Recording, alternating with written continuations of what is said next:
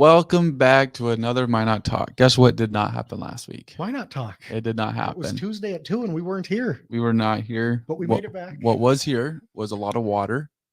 We had some pretty not dramatic. It wasn't really that bad. When you talk about what Minot's been through in floods, it really wasn't that bad. But so we're live. Yes. Cool. I don't know if we told you the full story. We're live doing a Minot City Council reaction video. Okay. Mm-hmm. And it's raining outside. And then it starts pouring outside. We're like, dude, it is loud. And we're commenting about it because it's like loud. It's that Deion Sanders rain. Yeah. Exactly. Yeah. It was big time. Shaking us here. Right. And so we're like, and then I think it even kicked up from there. Yeah. And then somebody else was in the office with us doing different things. And he opens our door. He's like, dudes, you have to come check this out. I walk into my office and there's just rain pouring in from the ceiling. And just a waterfall. That's the worst part, man. Yeah. So there was a drain pipe and that is supposed to take the rainwater off the roof and get it out to the sidewalk. And it somehow became disconnected and said, you know what? We'll just put out that rain in Jonathan's office. And so then it went and flooded the remainder of the place. So for a while, there was a little bit of standing water in certain areas, but almost everything got wet. So we just weren't able to do it last week. Yeah, we had to cut our stream short mid go of it. We were like halfway into city council. And it was a good city council meeting. We missed out on some fun stuff last week. But then on our Minot Talk, Miranda Schuler was going to be joining us to talk property taxes. There was a big week last week we had planned. Yeah. Didn't happen, but we will make up for that. So we got Cole here today. Thanks for and joining that's us big. again, Cole. Thank you guys for having me on. Of course. We love to have it. Love to talk MSU with you a little bit. Speaking of football. So we go, last time he's on, we're like, because we're full of faith over here. We're like, you know what?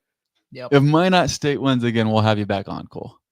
And guess what? That weekend, they go out and they win. We're like, dude, we got to have you on, man. And then the next weekend they win. They're 3-0. Jumped out to a huge start to the year. When's the last time they've been 3-0? 2002. And that was when they were competing in the NAIA level and they made playoffs that year. They lost in the first round, but boy, let me tell you, they're making all kinds of history, if you will. And that I think this is also the first time they've been 3-0 in the D2 era. So once they made the jump to NSIC level of competition, I don't think it's ever happened before. So that's incredible. Really nice. I said it before the show started. It's a nice surprise, but it's a welcome one for sure. Right. So who was quarterback in 02? Do you know? Gosh, I just did research. I forgot the name. Sorry. I didn't really study up much on 2002's the 02 roster. team. Yeah. I've just been looking. At the stats really. I saw some names that looked familiar, but I'm not going to try. When was try and guess? Kenny Smith. Oh, that's right. Yep. Okay. Kenny Smith, and here we go. I was curious if it was around his time or Josh Mell's time, but Derek Trudell was running back. Derek Trudell's been on the podcast. Of course. Yep. So, that's a name I recognize too. Yeah. Right now. Minot local still. Yep. Mm-hmm. So that's interesting. That's neat for some of them guys. Fun connections. My knowledge goes as far back as so I started going when I want to say I was a sophomore in high school. Mm-hmm. Zach Cunha was quarterback when I started going to the games. Okay. I think he's now with Southwest Minnesota. I think so. Don't quote me on that, but he's some offensive supervisor or quarterbacks coach. I don't know if he's a coordinator. He might be a coordinator, but he's on the offensive side of the ball. I know. Wow. Yeah, but he was quarterback, and then very neat. That was when that led to Ben Belinsky taking over. Yeah, of course. Yep. Then it led to, I'm not sure if there was someone else mixed in there, but then it led to the Dawson McCleary era.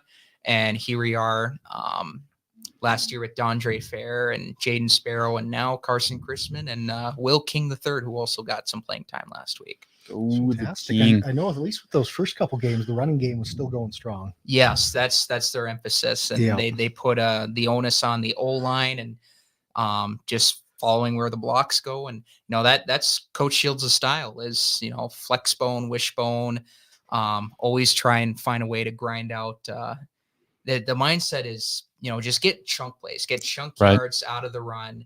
and it's hard to stop for most teams, but I think we also mentioned last week that, for Minot State, you're only limited to those chunk plays. Like you kind of restrict yourself going for the big shots down the field. Now, Kurtzman has been airmailing it out a little bit more often. Now it's nothing like he went 0 for 1 the first game, but he's still getting only 5 to 6 passes per game, which it's that's just crazy in in the modern football, day. that's not 2024, enough. that's wild. Yeah. Modern day football, that's not enough passes. But Coach Shields, that's their offensive identity is the flex bone, pitch it back, and let the slot backs take care of the plays. Just run it down their throat. Play that and run it up the gut too with Evan Lovett. He's had a nice season too without so a doubt. far. I mean, when you're talking about the last game they got kind of throttled. Okay, that's a tough game, right? But he stuck. They still stuck to their identity. I mean, there was only 8 attempts in that game. Of course, one of those attempts was an interception. That never feels good. But that's something to be said when you have that much belief in the concept that you have. And as a team, obviously, they had to buy into something in order to get to 3 wins. It doesn't matter who you're playing.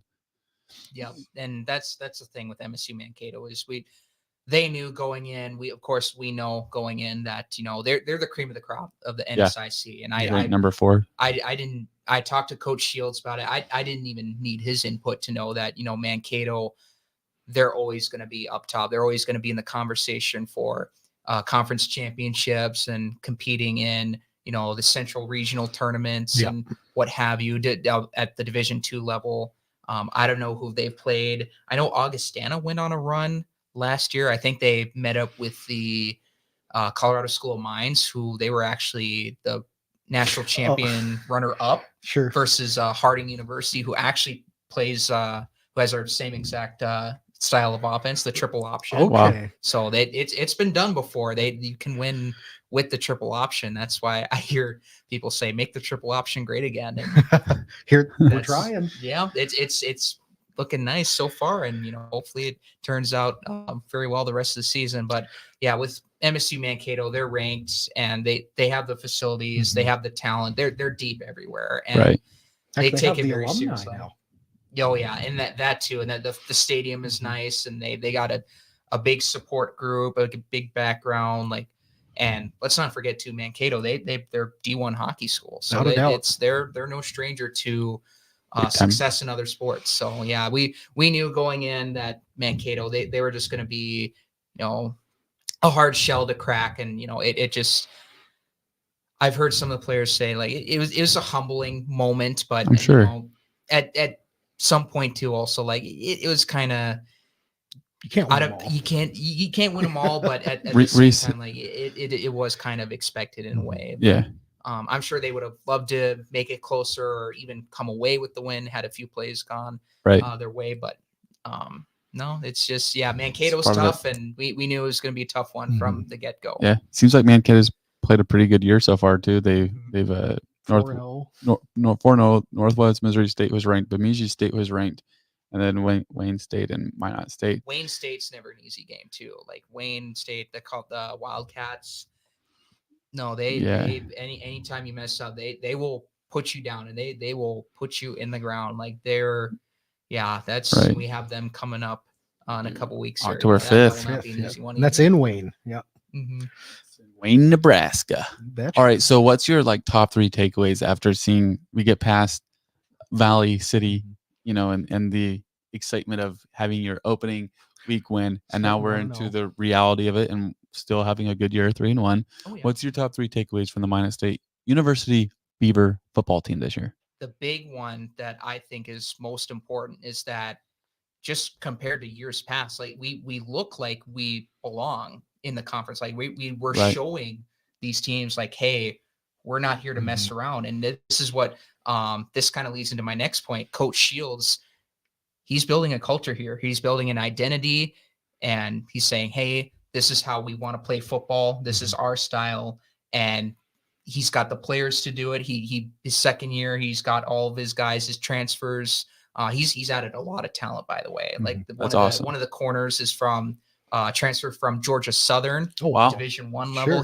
He's been really good. He's a hard hitter. Mizell Williams and Nalu Cadero, freshman corner. They've been taking care of a lot on the defensive side. And but yeah, Coach Shields, he's building an identity. This is how we want to play football. We're going to do it to our style, and it's working. He has the players to make it happen, and that it's really working. And then the other thing, the last key point is I'm just gonna build off of what Coach Shields has been saying is emphasis on effort and winning the turnover battle, and just playing hard, fast, and like you do that against the top tier teams. Like granted, it was a losing effort. Like you can't skip any steps in the process against teams like Mankato, Wayne State, or Augustana coming up, and they're playing to their strengths. They're playing to their identity, and it's working really nicely. And that's give Coach Shields a lot of credit. Like that is sticking to it. Like you see it in the NFL or in college football. Like there's a lot of cases where coaches there's a certain style they want to play, but they don't have the talent to do it. Yep. This is where I commend Coach Shields for what he's done, and he's building a culture and a group that is, capable. We look the part so far in the NSIC compared to years past. We looked the part to these previous teams, and it's showing up so far on the scoreboard and on the results too. Yeah, that's an interesting conversation. I've heard from others in years past that are knowledgeable of all that stuff and about how they were questioning the move of Minot State Athletics moving up that conference. Right. Yeah. Going up to that conference because they weren't sure if they're going to be able to compete there. And it's interesting to kind of see that corner maybe being turned now where able to compete in some of those major sports again. Yeah. Finally able to, after building for those years and having to suffer through some tough times in the program, finally, like Jonathan said, turning that corner, we can finally start seeing at least some success and at very least some competitiveness going ahead. Yeah, right. And I'll continue to paraphrase Coach here. Like there's, like he was blunt about it. Like part of the roster, granted they're playing with, he calls it house money, if you will, and that's, we may not have the talent, to face up against like a Mankato, which showed its ugly head last weekend, but it's the identity and sticking to their strengths. What they're good at can get you somewhere, can get you places in this conference. And, granted they're getting a lot of D2 level players to come play here at Minot State. That's awesome. I like the strategy of, the recruiting and utilizing the transfer portal a lot. Cause that I don't think was quite as much of a factor during the previous coaching staff when they were here during their time. Yeah, that's a whole nother ballgame right there. Yeah, that's just become so prolific in college football across every level now, is just how influential the transfer portal has become. Right. Absolutely. Yep. Deion Sanders will agree with you. Right. I think. Yeah. That's our reference. So coming up, we got University of Sioux Falls. Of course, last time you were on, I think I referenced it. That's the former home of Kalen DeBoer. Energy Day at the Herb. What's your expectations this weekend? So I've heard a lot of good things about the Cougars from Sioux Falls. They're much improved, and they actually, I think they played Northern State either their first or second game, one of the two, and they crushed them, Sioux Falls. And that's a game where the Northern State Wolves, they usually they're in it, or they come out with a win outright over Sioux Falls. But I've heard many improvements on both sides of the football. And for Sioux Falls, like Minot State, I said this in the show previous that we should, granted they improved, but we also improved. We're showing signs of improvement, so that it should kind of even out in a way. And it's going to be a tough, grinded out type of game. Like Sioux Falls, they're not going to make anything easy. I think the score last year was like 7-0 or 7-3. So tight game for Sioux Falls, both defenses, they made it earn it. They made each side earn it, and I think this plays right into if there's a key to victory for Minot State. I know We're going to talk with Coach Shields about that in a day or two here, but that kind of plays into Coach Shields' favor is they already kind of run a grit and grind type of run game style Exactly. that it should, go do or fare well against a team like the Cougars. And, Right. I think that the matchup is evened out the way both teams are heading in their respective directions. This is a gettable one. I think this should be one that Minot State, should compete and should stay close. And in years past, a couple plays that didn't go their way, or a couple undisciplined penalties. I think that those flip, like we could easily see a Minot State, not a convincing win, but we could see them getting the job done. And it's going to be grind, just like Northern State was a couple weeks ago. And just looking at South Dakota's schedule from this year, they put up a lot of points. They've scored 34, 34, 35, and 24 points on the season. They're 3-1 going into this week, just like us. Both teams coming off a loss. It should be a fun game to watch. Minot State has the chance to really set the tone. They can start running that ball on them the way they want. That they can hopefully get ahead early and start to handle the game the way they want it to be done. And you bring up a good point too, is getting ahead early. I think that's going to be especially important because the way the game's now, granted the past is the past, like players have come and gone. We had a different quarterback at the time, but the history tells you that they have been close games. So the first score is going to be really key because once you get it, like you may not know when it's going to factor in. You got it. Minot State has to be having some humongous amounts of possession time. That too. Yep. Yeah. So going to that first score, like you get the lead, you're running the ball the whole time. If you get a couple first downs, that's automatically like 3 minutes off the clock. And I've noticed these games have gone really quick. We're talking like 2 hours and 15 minutes. That's the same time as a Minot Hot Tots game, and on average. And it's because they keep running the ball. That's one of the other keys I've been meaning to talk about, is that they want to own the clock. They want to own time of possession. They want to keep their offense out of the field. So like, even then you said 30 plus points a game, like the best defense is having a good offense. And that's I'll credit my colleague Howard for saying that on a broadcast once. And, if you control time of possession, you control the ball, like you can really limit to what they're doing. And the defense, if they can force a few stops, it might get them flustered too. You never know. One of the interesting games that Sioux Falls has played was against UMary, and they pulled that off by, I think it was 35-33. You had the score up. That I was kind of surprised by that. That's is that a right? So like seeing that, and I know these things never matter because it's like, well, this team played this team and they barely beat them, and we beat that team, so we should be the number one team in the country. It really doesn't matter. But when you see that, does that give you a little bit more confidence, or? Oh yeah, because I in years past when I try to, I shouldn't look at it this way, but I used to. Please do. Once in a while, like I compare our games to UMary. Like, how is UMary doing? Right, right.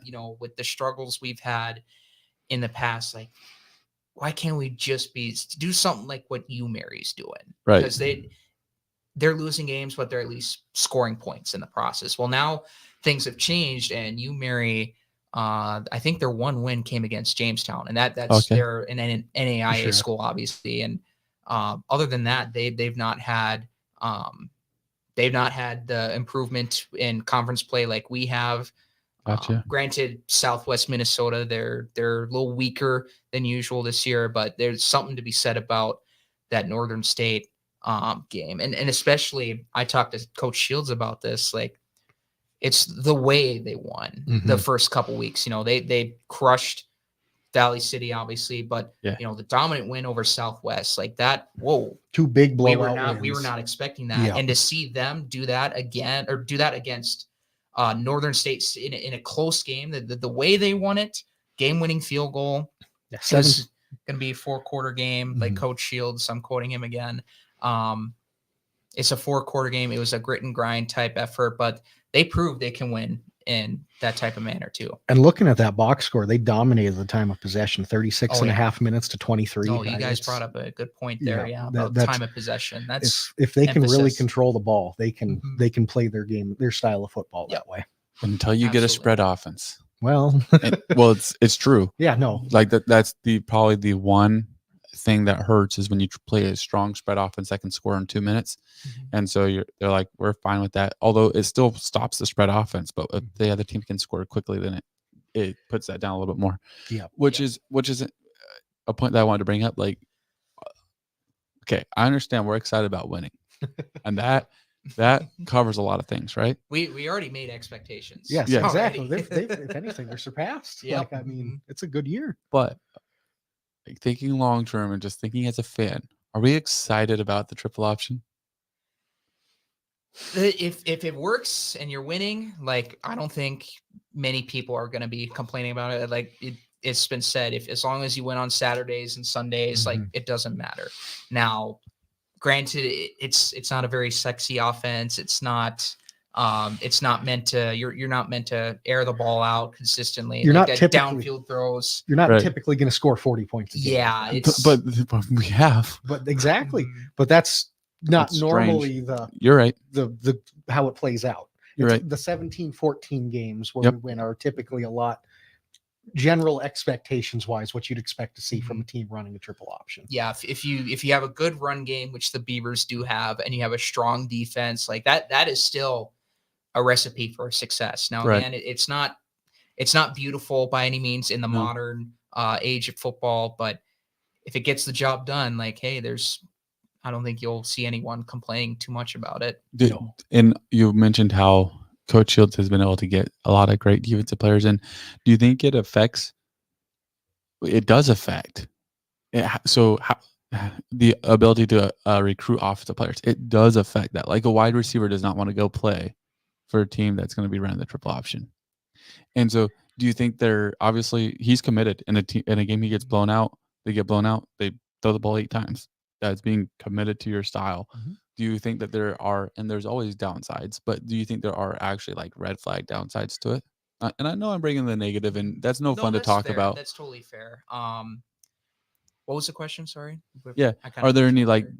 actual like red flag that should be potentially addressed with being fully committed to the triple option? In a game you get blown out 42, whatever it was, you still only throw the ball 8 times. Mhm. Is that because it's impossible to come back? Just like how does that work? I think part of it is if you do find yourself down now, credit to the staff again that they stick to their game plan. They'll run the ball. They'll run Mhm. they'll pound the rock. Stick, stay, and make it pay. Keep Okay. doing Yeah. it. But yeah, part of it could be that. And I did reference last show at some point, like they were probably going to throw a few more times than just the one time against Valley City. But at some point, if you do get down big, you do. I usually don't get shocked if they do try to experiment. Is it good to have something else in your back pocket? Yeah, Formation you can break out, something Yeah. in shotgun where you can throw the ball down the field. or like do like a read option or RPO. RPO, Yeah. those bootleg packages. I see a fake pitch once in a while. Like Crispin, he'll fake it one side and then he'll keep it rolling out the other way. And that's usually when guys like Jonathan Noriega Mhm. and Johnny Bellino come in. And like you said, the downside is that there's not a lot of receivers get involved. And that's the challenges with Coach Shields is when recruiting receivers, and there's quite a few on the roster, but you only see like 1 or 2. Now, I will say some receivers have converted to those slot back roles. Yeah. So that has what Coach Shields has in his back pocket. So That could be useful. Here's kind of an example of what I'm getting at. They're down Mhm. in the third quarter against Minnesota State. They're down 26 points. Okay. Yep. 26-0. They get the ball with 12:53 to go in the third quarter. Game's not over. There's still half the game to be played, right? Mm-hmm. They take 8 minutes off the clock and they score. It's 26-6. But now, and now you're dealing with less time. Yeah, I totally get it. Go ahead. Yeah, you're going down the line that I was about to go down of like, is it if you're down 26-0 at halftime and we're running the triple option, is it basically just game over? Like, oh, we had a bad half. We can't come. It's almost mathematically impossible unless if we break a couple 80-yard runs, which happen. Like you might in Division One, there might be like a team might get one of those in an entire That's basically year. what you're hoping for, is hoping a run breaks out. Yeah. Right. Yeah. You're just hoping for those big plays at that point. Yeah. Now, I will say, as a Denver Broncos fan myself, I've seen granted, we got that Super Bowl a decade ago. We're facing a lot of hardships right now with bad quarterback play, and I've seen moments when Teddy Bridgewater was our quarterback, and we've had drives that would last 7, 8, 9 minutes, and 4th and goal, it wouldn't end in a score. And I'm sitting there thinking, like, we did all that just for nothing. And not then even for 3. You put down the fact that the team's going to get the ball back, and you wasted all that time. And yeah, I get it too. Yeah. Like that part, there are some restrictions with the triple option offense, but I guess the mindset is, just again, chunk plays, right? Get a lead, choose some clock, and play hard defense, build off a run game. And I can see from both sides of it. Yeah. In theory, if they're playing the game they want it to be played, they're not going to get down 14-0 after the first quarter. Oh yeah, it's all about. That's fair. In theory, like there's no team that there's no team that should be planning on getting down 14-0 after the first quarter. But I think basically what you're saying is if they're able to score, if they're able to start the game 7-0, they're in control because they're able to run the clock and they're able to control the game. And there's been a lot of emphasis put on the defense to make sure that defense seems like it'd be insanely key with a triple option because you can't come back.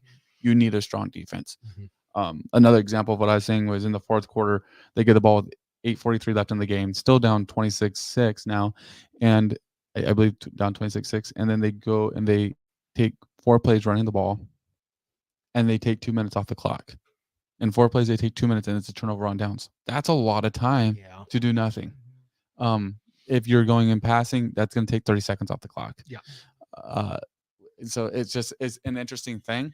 But obviously, an incomplete I'm over here versus a 1-yard run. Right. It's literally 7 to 10 seconds versus like 30 to 40 seconds off the clock. It's a substantial difference. But that's a guy that's over here playing Tuesday afternoon quarterback for a team that has exceeded expectations, is out to 3-1, is doing well, and excited to see what could still happen this year. And I'll mention this also. Like I haven't noticed any particular Now there might have been a few 2-minute offenses they've had to run, but you don't see a lot of like hurry up or pace with Coach Shields' offense. So that's another downside to it. But again, it's not meant to be pretty, and I'll just leave it with that with you guys. It's not meant to be pretty. It's meant to it puts supposed to wear them down. Style. It's a style of an old throwback style of football, really. Right. So I think that's something probably pay attention to as the year develops, and it might mean that there needs to be some involving that goes, not losing identity, because obviously like when you're being triple option, there are certain recruits you're looking for. So we're not looking to lose identity, but is there a little bit of evolving that has to go on as the Beavers continue to improve, so that way they can take, well, we'll see where they finish this year, but in the future, so they can take another step and begin to compete for championships and stuff. That'll be exciting stuff to come down the pipe. All right, so this is the big question for you though, because I think last time you were on, we put you on the spot and we said, what's your prediction for the Beavers record for the end of the year? And probably your like realistic projection, we're probably pretty close to right now. I don't 4 to 5 wins. You said 4 to 5. And so now after seeing them come out of the gate with 3 wins, are we still saying 4 to 5 wins? 4 to 5, at least 5 now. Because this weekend against Sioux Falls, granted they're improved. That one, like we've had so many close battles with them over the years. That one especially should be one that can be had or attained by Minot State. And then the last game against Winona State, I haven't done much research on them. I know they have been having a shaky previous game. Mhm. I'm trying to remember who they played But last, but oh yeah, I don't know who Winona. Winona should also be had. So you get Sioux Falls and Winona, that's 5 already. And then against Moorhead, they've had our number in a lot of aspects.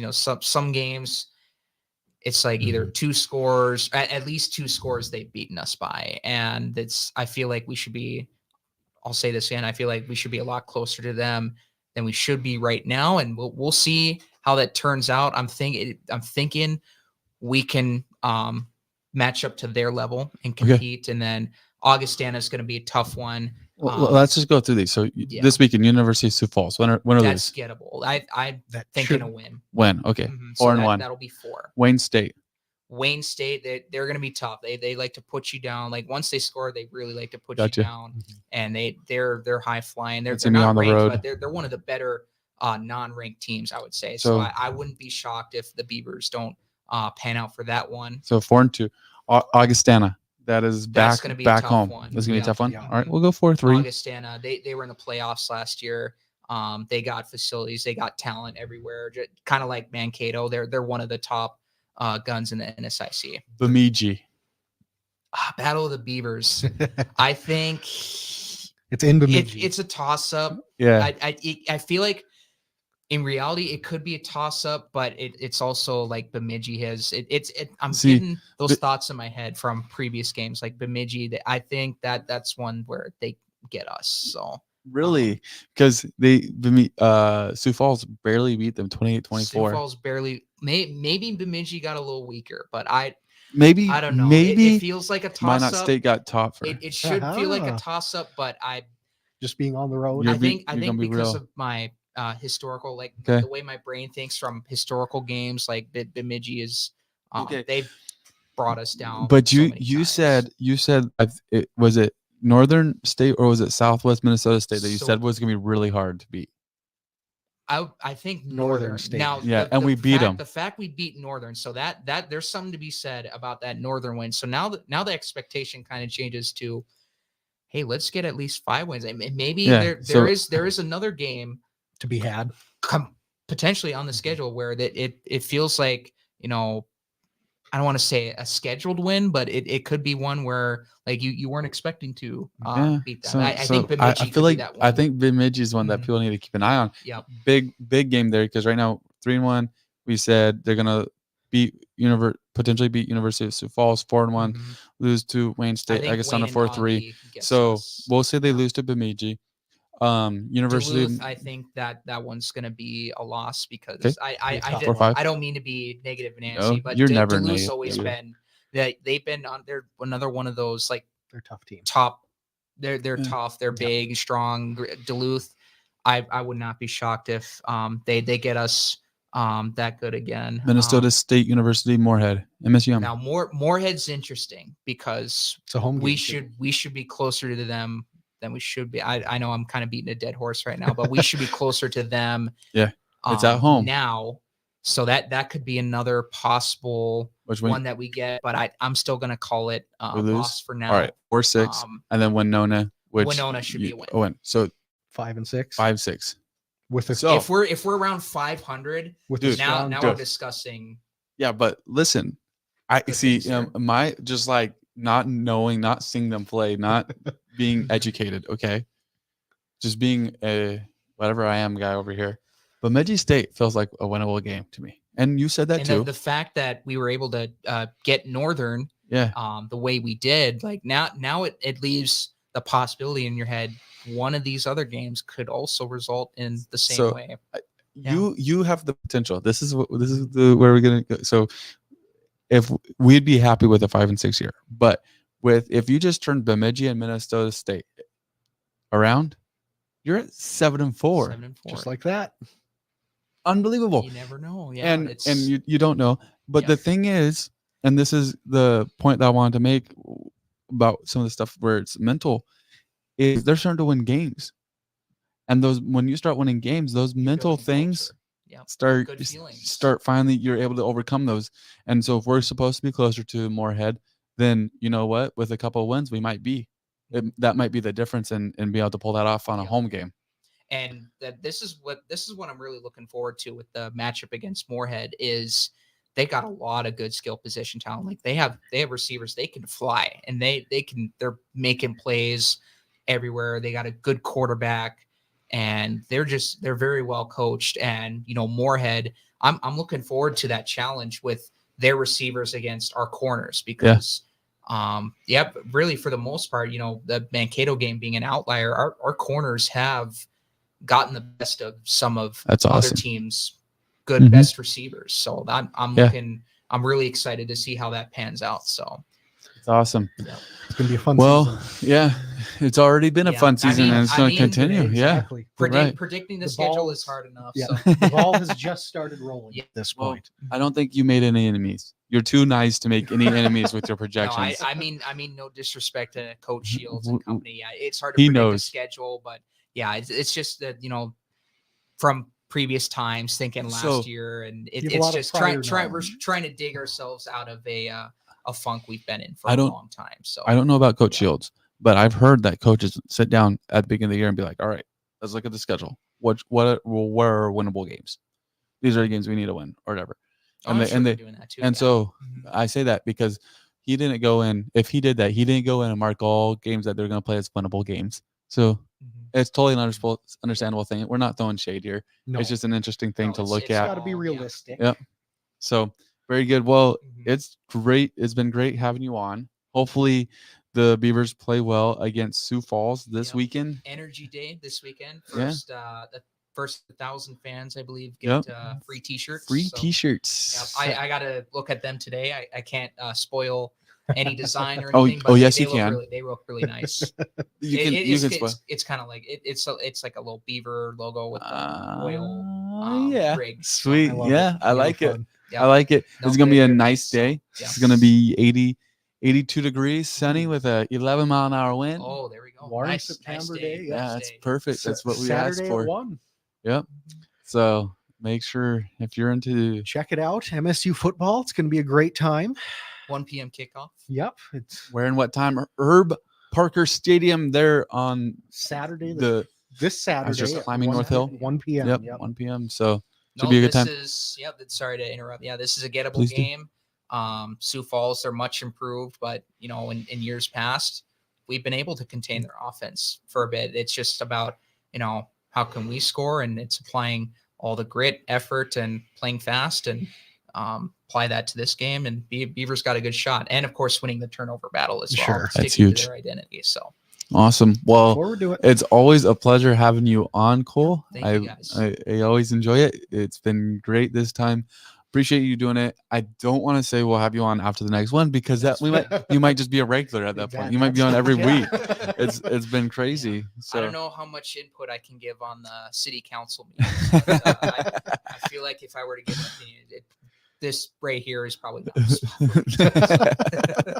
I can makes it fun. understand. So, Yeah. but do appreciate you coming on. Always great insight on the Beavers. So, thank you. We're going to go to a quick break and then we'll be back to talk about city council. In the demanding world of oil and gas, precision, safety, and efficiency are non-negotiable. Unmanned operator drone services revolutionizes how you monitor, inspect, and manage your operations. With cutting-edge technology and expert operators, we deliver real-time data, detailed reports, and actionable insights for our valuable clients. Why risk the safety of your team or waste precious time? Our drones access even the most challenging areas with ease, reducing downtime and enhancing safety across your sites. We take the guesswork out of your projects by offering LiDAR, mapping, and inspection services so that your projects stay safe, on budget, and on time.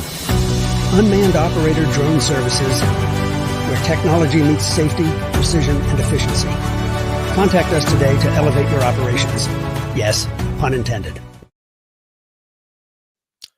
Cole is an absolute legend. God, he is so knowledgeable about Minot State football. He knows everything. I was- Unlike us. Yeah, we know what we read on our computers from the box scores. I plan on watching a game. I would like to go to this Saturday's game.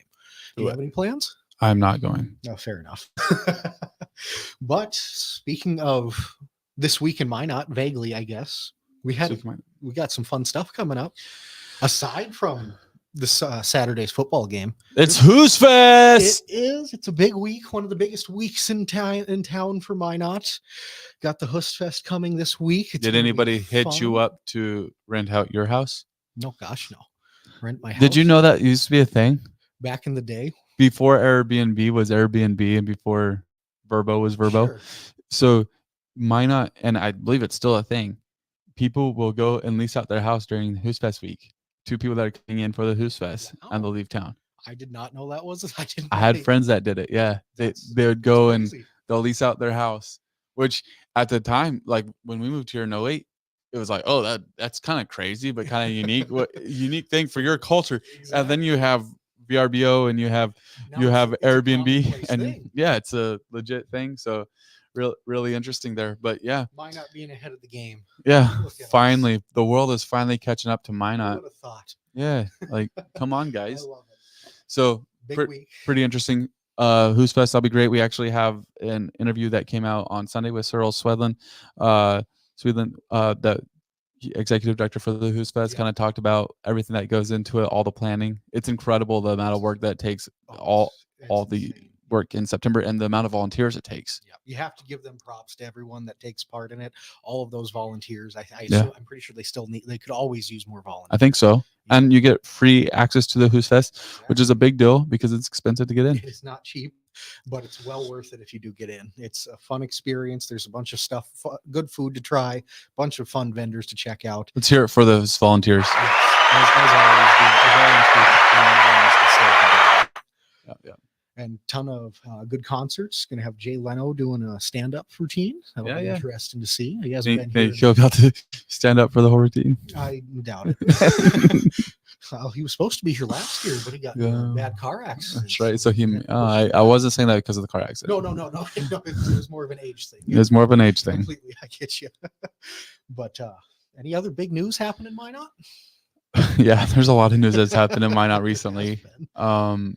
So the police have been busy. Yeah. There without a doubt. was that article that you sent over to me earlier this week about some domestic violence. It's Really? always sad, but also Chief Klug being placed on Administrative leave. Yeah. Think he's gonna make a comeback? Wouldn't doubt it, but Oh, so you think he'll be back? Dude, I don't know about I that. don't know. That's the thing. Has there been word in it? the No, last few days? There and has. what I've heard is that some of this, like you can't, because like talking with Harold Stewart, Yep. open records requests, there's a lot of transparency that can be found, and so after it's all said and done, we'll be able to get that transparency through open records. Without a doubt. But it's gonna take a little bit of time. Have to let the process play out. Be the first. process. But before all this came to light, there was already requests that's being made by a law firm into the city police department. Mhm. And so very interesting. It's also interesting to see some of the actions that was taken by city council on Monday, last Monday, of not like putting the $100,000 into recruitment and stuff like that, which They kind of gives. They sort of left the door open. If they can get a good tailed plan, there might be a chance it Right. can come back in the future, but at least largely But I mean, yes. you can go and put $200,000 into this, and it's not going to make a difference No, not right with now. something like Not this. when you have a chief that's on leave. This so- big of a cloud hanging over the head. Yeah. Definitely very interesting, and we'll see how that plays out. Yeah, But- we'll keep watching it. We'll keep talking about it here on Tuesdays at 2 on Minot Talk here. Make sure you comment down below. We appreciate all the input we get from you guys. Angel Dog 4, thank you much for commenting with us. You're a legend. You are. Make sure you always check us out, YouTube, Facebook, all the fun stuff. And I want to talk a little bit about that city council meeting last week. That city council meeting that we got That we- so rudely interrupted by We were water. here, but it started. It was a good start to the meeting. It was getting some contentious stuff, but everything got passed right off the bat. Yeah, We had to leave before any of the really exciting things happened, though. yeah. We were starting. David Lakefield had just gave his finance intro, and it was about to get good. Yep. So let's see where to even start. Do we want to start at the beginning, or we fell off on Monday? We might as well start at the beginning. So we have noted one consent item being pulled 7.12 to apply for a grant to fund firefighters staff in additions on a temporary time frame. So what's interesting to me about this one is that consent item that got pulled. Yeah, this consent item. There was really interesting discussion that was had on this. Mm-hmm. They went around the horn pretty well too. Yeah, there was a lot of discussion. And there was one comment that was made by one of the people sitting at the dais that was basically, we don't need to worry about where the funding comes. Let's just get the grant money. And I think that's concerning. It has the potential to be. I don't remember what was said about when that happened. But like that's part of, and I'm not saying that specifically, but it is concepts like that that has the United States and 30 million plus or 30 trillion plus in debt. Yeah. Right. It's just, you allow the door open, and that can just allow the flood to come sweeping through at that point. But part of what we need to be doing is looking at the future of Minot and making decisions that are best and saying, hey, this is going to be something that's going to affect. And some stuff will be like, you know what, legitimately, this is something we have to do now. Yep. And there's going to have to be decisions that are made down the line. And that's fair. But when you're talking about getting grant money to expand or to make government bigger or whatever it might be, and say, well, like 3 additional firefighters, and we'll have to figure out it later. 2-3 years, but then after that grant ends, now the what happens? And it's not even that the grant money shouldn't be used, because I think that's like some of the other discussion was almost like we shouldn't even use this because we don't know how we're going to pay for this in 3 years. That's what it felt like the discussion was a little bit, and I don't agree with that either. I think that if it's something that we need and this is a justifiable cost, then let's use the grant money. It's worth it. Because there's a whole bigger picture discussion of whether the grant money should be available or not, but it is, and it's there. So if we have access to it and it's available at that point, and it's for a need that is quantifiable and something that we've identified as a potential need, why not use it? Right. Absolutely. So very interesting discussion that was had on that subject. It definitely, it lasted a long time. They had chief of a fire department come up there. She had a lot to say too. It was I know it went around the horn quite a bit, but yeah, it ended up, I think it got passed, and that was the one where it was a 4-3, wasn't it? Probably. I think so. By the end of that night, though, there was a lot of interesting votes that were had. We got rid of that, and that's something I want to talk about when we get into the budget stuff. But there was one other item that we have pulled out here, and that was the intersection and light switch changes at 2 locations in town, proving one, denying the second. And we talked about this quite a bit on the show on Monday before we got dreadfully cut off, but the one on Broadway, they're going to end up going through, which is by Wesley, the tire center or whatever it's called, right by what is, and now it was now Bones Barbecue. Yep. Barley Pop. Right. Magic City Car Wash. Yeah, right in that area there. And then the other one was the one down by the fairground. Yeah. And that one probably was a good thing for it not to be approved. It's for the best, especially since we don't own like any temporary lights we can just throw out there. Not crazy, but we see them all the time. It's surprising. I assume just out of the sheer amount of time we see them in a year, I figured we owned a set. But right. Rented, so fair enough. But the amount of time people are, based on the amount of people that are hitting light poles and lights and knocking them down. Last winter was a terrible. It's terrible. Like what, Broadway and Burdick got hit like 2 or 3 times. Yeah, it's crazy. But that was there wasn't too much that happened going into the budget proposals. Everything pretty much went by without too much of a scathe or anything. Right. And then we got into budget. Yeah. So began with the hybrid wage plan. There was a lot of agreement on that. Yeah, largely. There was a little pushback though.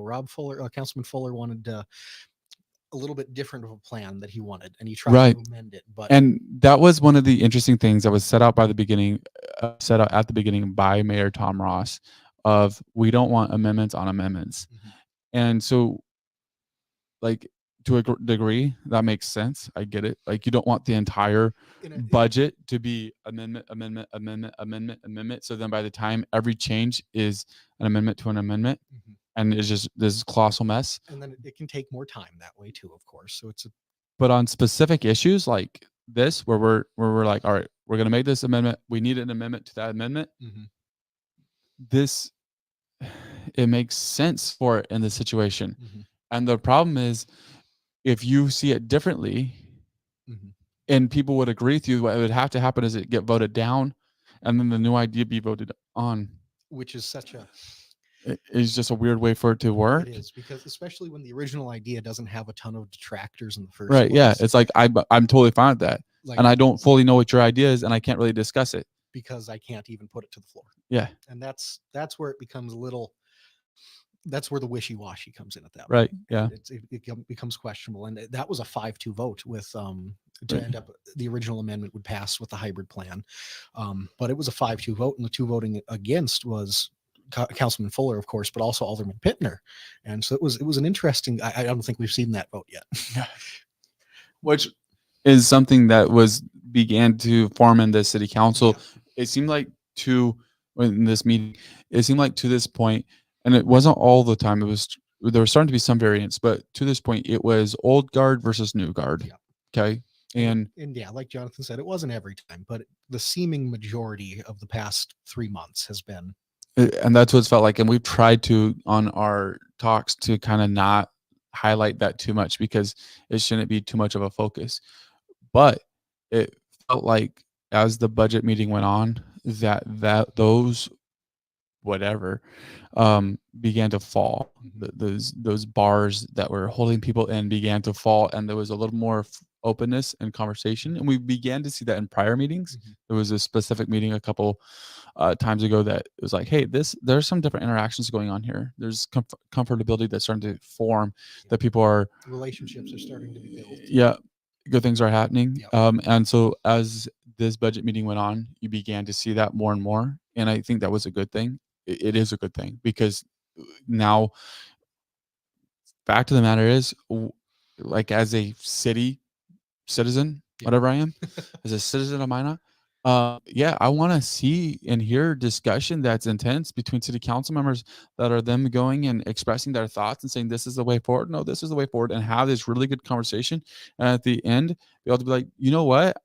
You're actually right. I see how this could benefit, and know that both sides are being represented and best solutions are coming forward. So I think it's good that they're starting to have that relationship where there's some trust being formed between all the members, and it will potentially create, as you said, some very interesting votes. Yeah, it'll be fun to see how it continues to blossom with the rest of the budget process when we get to that second reading and so on from there. Yeah, there was a lot of people not a lot. There was a good amount of people that were at this meeting. Yeah, it was not packed, but it was full. But there wasn't a ton of discussion. No, that was a little disheartening to me. It was interesting. Because we were anticipating more discussion based off the amount of people. Just more off of anticipatory thing. Because right away we saw it was a fairly busy amount of people there, but going off of that, there was 2, I think, that came up to speak or have in the beginning on the actual budget proposal itself. Yeah, right. And it was a little surprising because there was quite a few people in there, which it's good to see. I love that everyone shows up, because you should watch it in person. It adds a different layer to it, without a doubt. Or you can just follow Minot Talk. Either way. We get the good breakdown for you if you can't go in person. And we'll also provide commentary. Somebody commented on our video where we were providing commentary on the city council meeting, and said, it's really hard to hear the Minot City Council people talk when you guys are talking. And I'm like, I get that. That's fair. But that's the way that's intended to be. So so what I suggest, if you don't want to hear us talk, I get it. It's fair. I mean, there's a lot of people that don't want to hear me talk. So you can go and actually watch the city council feed on their YouTube page or their Facebook page. But we're just here having a good time, hoping it doesn't flood. So fingers crossed the next one goes better than the first one. Angel Dog 4 says, I was shocked with Pittner voting it down, but was very happy as well. They need to come together. Exactly. Agreed. Great. Angel Dog 4 sounds like we could get along great. Exactly. And I think it showed, as we're going to go into this a little bit further, that there was a lot more of those votes too. Right. So approve PD and police department, fire department to join Indy Purge retirement plan. That was Great. kind of an expected thing to happen. It was a Yep. unanimous vote on that. It was good, but that was an expected thing. Increase stop loss on city health insurance to $150,000 to increase budget savings. Like they were talking on those, there was if they were to change it to 125,000, it would have been like a net savings of 280 some thousand versus the Okay. 150 had a net savings of like 390 some thousand. Wow. Okay. So it's just finding the right number. Yeah. I know there was a bit of discussion, but that got approved. That's all good to go on that. I think this is the most interesting one. This next one, though. Yeah. This one took a minute too. There was, I'm sure, a lot of discussion on this one. Councilman Blessum wanted to decrease the mills by using reserves to fund projects. Yeah, he proposed a total of 7 million and change in reserves over the next, I believe, 4 years to be used as additional spending, and then that spending go towards property tax relief, go against that property tax levy.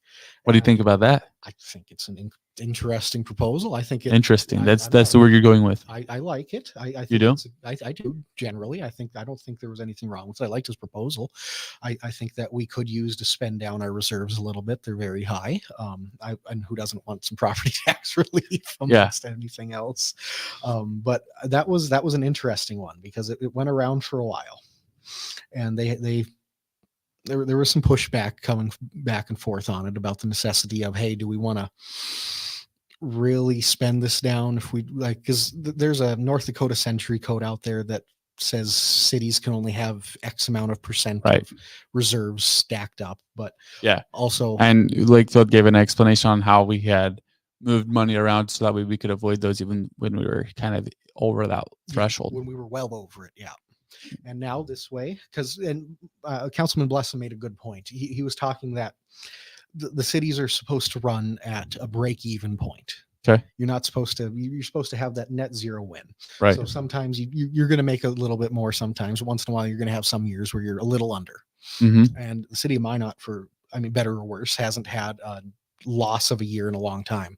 Right. And we've just been adding to those reserves. So at this point, it's felt good. Yeah. And City Manager Harold Stewart made a decent point too on the opposite side. He was talking about how, hey, if we do end up going through with this, what we just have to be wary of what we end up doing with 3rd Street Bridge in the future, some other bigger projects like that. Mm-hmm. But then also Councilman Fuller came back with a great point, like, hey, we have a ton of projects going on in the city already. We've got, I think he's 15 years worth or something already lined up. And wow, I'm sure that's probably a slight exaggeration of a number, but I don't think it's probably that far off either. And I think that it made a fair point of coming back at, hey, yes, we do need to fix the 3rd Street Bridge in the future, but it's also worry about the things that we already have all lined up here too.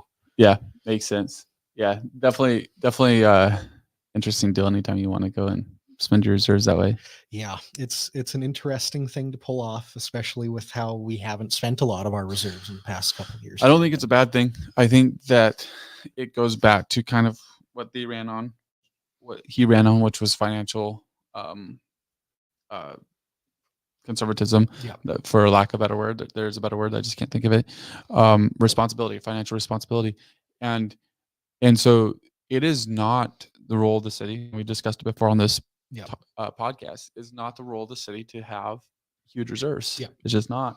So like you have to be mindful and have a safe amount of reserves, but you don't need to have these. And we have laws, like ordinances in place to make sure we have a safe amount of reserves.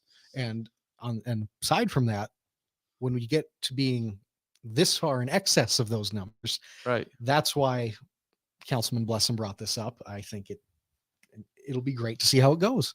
And it ended up passing, but it was a tight vote. It was 4-3. Yeah, and of course it was a tight vote. Yeah. But who was I don't know off the top of my head. Do you know off the top of your head? Give me 1 second of the find it here. Person that I know I can pull it up here. I was the just 4th person. But no, it was a great, regardless, it was a extremely fun vote. And it was a great discussion they had, because it was one of the longer discussion points they had for the entirety of that whole section. Gotcha. Whether the budget discussion part of it. And let me see here. got to get her pulled up here. So No, you're good. I wanna- I'm not I helping wanna- you out right now. I want to be right when I. Yeah, talk always about want to this. be right. But yeah, definitely interesting. It'll be cool to see some of that relief given back to the people, and just a lower mill. They were able to lower the mill by several million, or not Several mil, mills. several mills, but they were able to lower the budget by several $1 million in something that people said basically it ain't gonna get cut much. They found a way to cut it, and that's pretty incredible to see that happen. So one of the ways that they were able to make sure it did not increase was by not approving a bus. Without a doubt. Were you surprised? I was. Well, I wasn't surprised that they took down the hybrid plan, but I was a little bit more surprised that they shot down the even possibility of bringing a diesel bus in, which was a little bit more of the shocking side of it. Well, Right. not shocking, I shouldn't say that, but slightly surprising, I guess. And I do like. I don't think Minot necessarily needs the whole hybrid buses at this point. We're not necessarily set up for it. But Councilman Blessum made a great point too, in talking about going, instead of having the large 30 plus people city buses we have, why not try to work towards a fleet of the lesser sized buses. Yeah.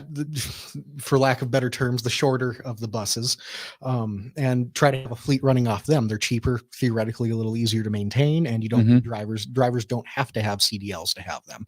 So, and especially the city of Minot has a strong public transportation service, but at the same time, it's not like it's overflowing with people going on and riding the services all the time too. Right. It could definitely be, just a personal note, I think it could be efficient, made a little bit more efficient, but you ride the bus often? No, I haven't in years, but just generally seeing, I feel bus stops aren't the most outward sight that they could be. It could be a little better planned, but that's a whole different topic and story for later time too.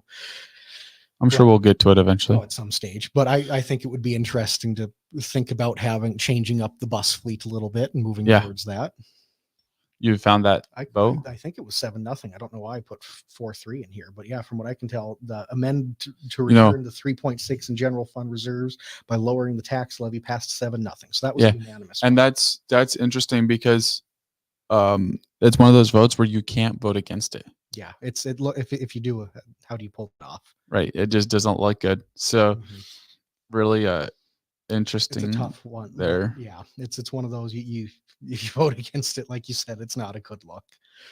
That passed unanimous. The bus to both those were both 5-2 votes, if I'm not mistaken. Or was it 7-0 to do the unanimous, or to do the, rid of the diesel one, and then 5-2 to not do, to get rid of the hybrid, and then 5-2 vote to not get the diesel bus. I believe it was Janser and Olson both voted to get the diesel bus, but 5 against. So went on without that. Council voted 7-0 for the tax relief. Yeah. And that alone, the 3.6 million would lower the mill levy by just over 14.5 mils. Which would be a solid another addition. Reduces the property tax on a $300,000 home by around $200. Fair.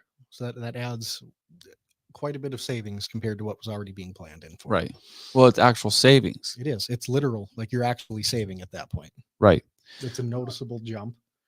And past that, after the buses, that's when they started talking about, I think it was Councilman Olson proposed the amendment to add that $100,000 towards police recruiting that Alderman Janser had in his president recommended budget.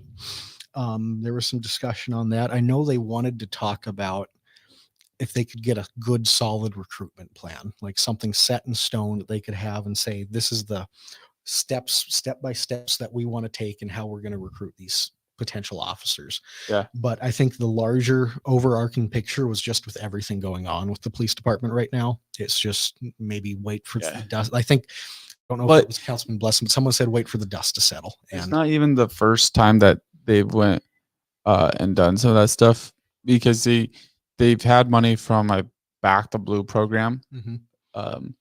And there was money that was spent on retention. There was money that was authorized for new hires and stuff like that. The problem is they're not keeping the people that they've hired. That's the Okay, big thing. Is that's the retention. problem. So where does retention? Does $100,000 help with retention? That's the thing. Yeah, you're saying that's the thing, but like answer the Doesn't. question. I don't think it does. It doesn't. Personally, It I don't does. think so. Yeah, you Yeah, don't spend if you- $100,000 on a recruiting plan. It doesn't How does help that- with how does that retention. help the culture and Yeah, keeping people there? and evidently there's something out there that's the problem. If you're putting your There's a lot. chief on leave, Yep. on paid leave, and Running an internal investigation. right, and there's probably a problem with that. That may point to your problems with retention. I have no idea. Mhm. I don't know what's going on, but that could point to your problems with retention. Like you said, we don't know, but that seems to be a good or a likely place to start. Right. And so no extra 100,000 for recruitment. It's fair. And I think it is, but So with a bus, the Yeah, bus let's go back superintendent to that. Brian Rinka said that 15 passenger buses Mhm. does not satisfy the needs Not during peak Yeah. times. which is, I believe, before What? and after school. Okay, every day. At least the way it sounded, I think Monday through Friday during school, like before. That's and something to after school. monitor Yeah, because I could be wrong, but if I remember right, yeah, that's what he we'll said. do research on that because I don't care about peak times. It's because you want the whole picture. Right. You like if you are a business, Yep. and you set up your staff to be able to go look at Target. Yeah. What are they going to do here in the next month or so? They're gonna hire seasonal employees You betcha. They're going to get more people. because peak season, and it's going to be really hard, but they don't keep the peak season on No, not the full. whole time. No. So, and I understand that like there's probably more logistics that we're talking about than that. And so if the But city of Minot can hire seasonal in the summer, right, if there's literal, if the peak seasons work that way, where they're months where we need to, then that's something that could be looked at. Mhm. But if it's during the day, like we don't need to.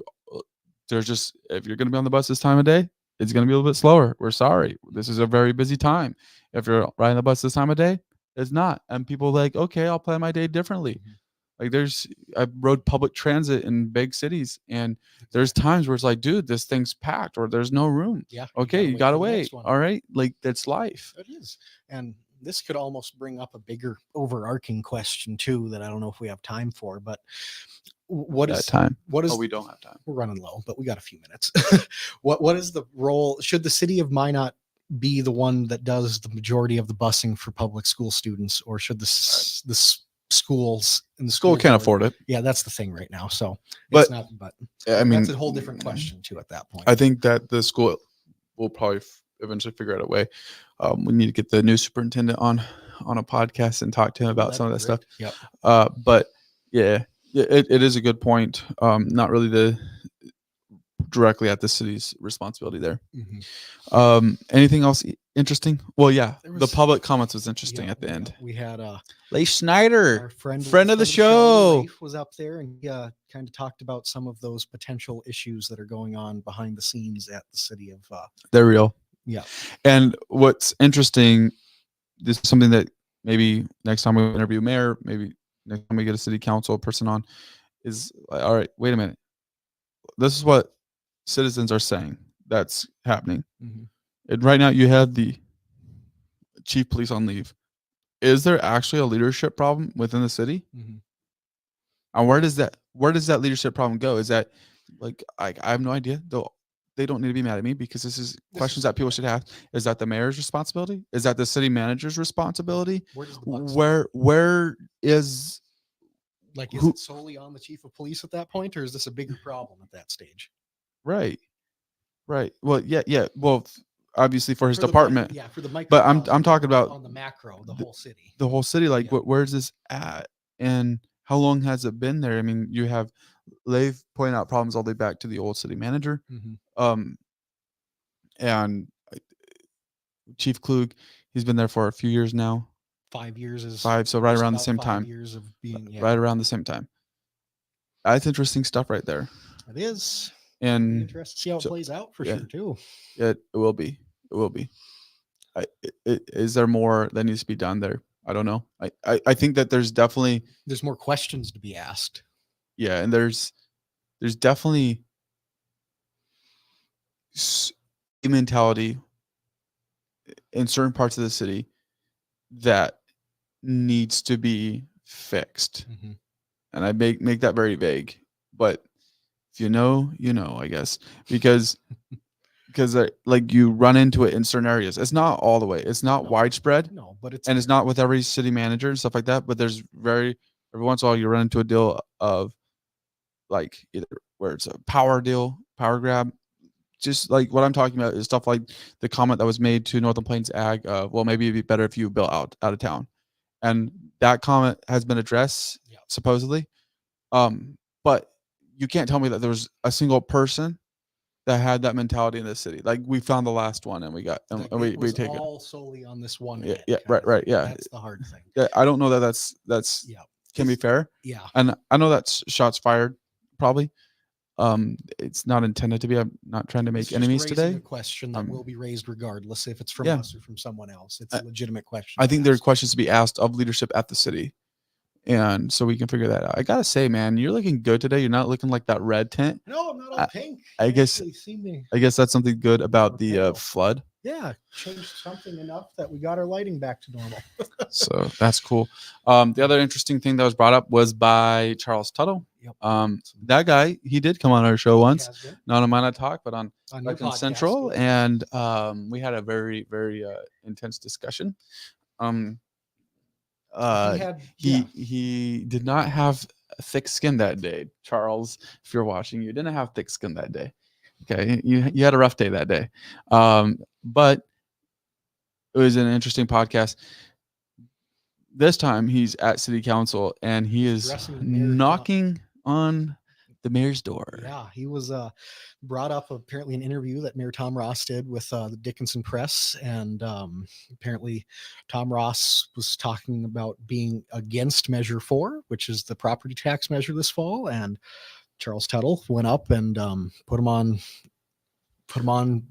right, told everyone about it pretty much, and he accused him of going against state century codes, and he quoted the code specifically. But right, I'm interested to see how it plays out, because he was also vaguely threatening potential legal implications. I don't know what could happen from that, but what was interesting was Mayor Ross came on my podcast last year, and he said that he couldn't come on the property tax because it was a the AG would be after him, and things have changed.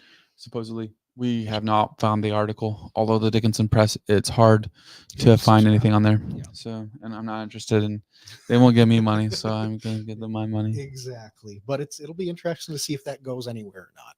Yeah, it will be interesting to see if that goes anywhere. It'll be interesting to also get Mayor Ross's perspective on that. Of course, his immediate response may have not. It was an interesting response. Yeah, they did a little back and forth between him and Charles Tuttle. Get caught up in the moment. Yeah. He was definitely defending himself, but so we'll have to see how that plays out, folks. That'll be an interesting one to see in the next couple of weeks. But right. It is. So big week coming up. Yep, exciting stuff. We'll be back next Tuesday.